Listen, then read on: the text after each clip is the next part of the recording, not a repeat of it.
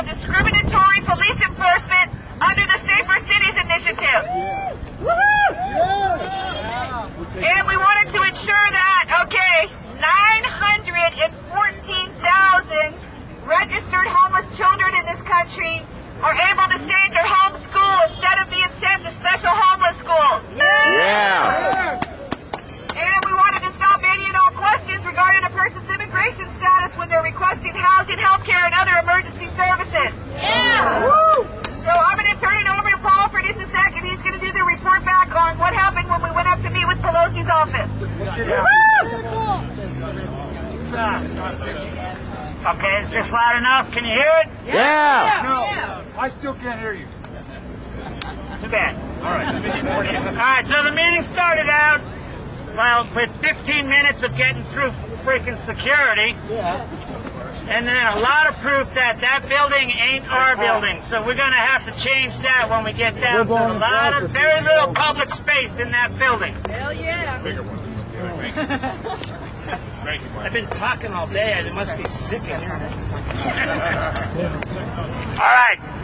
Now, people remember, if you're part of WRAP, you remember, when we released our Without Housing report, that very simple, very basic, very beautiful artistic report that showed the connect the dots reality of wiping out affordable housing funding and the opening of emergency shelters throughout this country in the early 80s.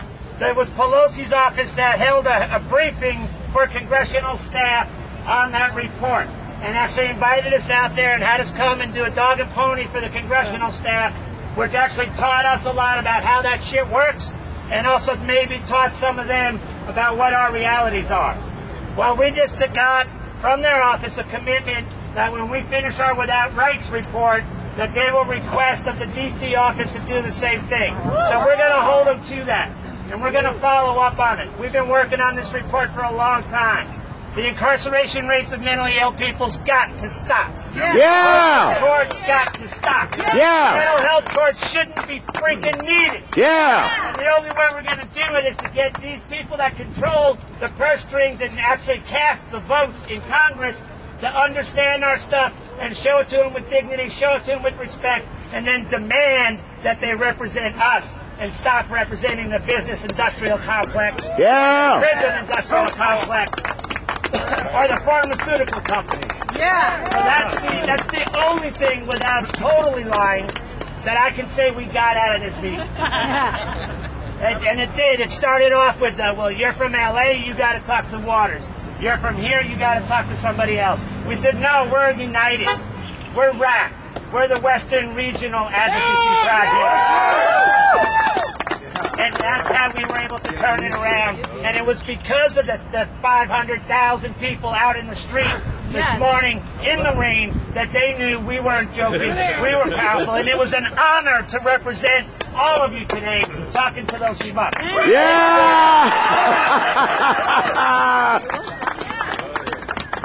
All right, so just before we ended up, we were going to just do a closing thing. I also wanted to give a big thanks to all the students who risked arrest on 2 different occasions. On one got arrested, taking over Hibernian Bank. They had a very long night, and it was wonderful. They were doing this in solidarity with us.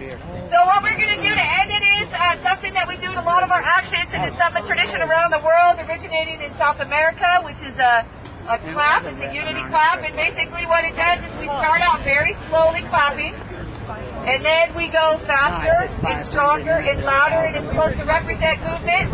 So I'm gonna lead the clap. I'm gonna have.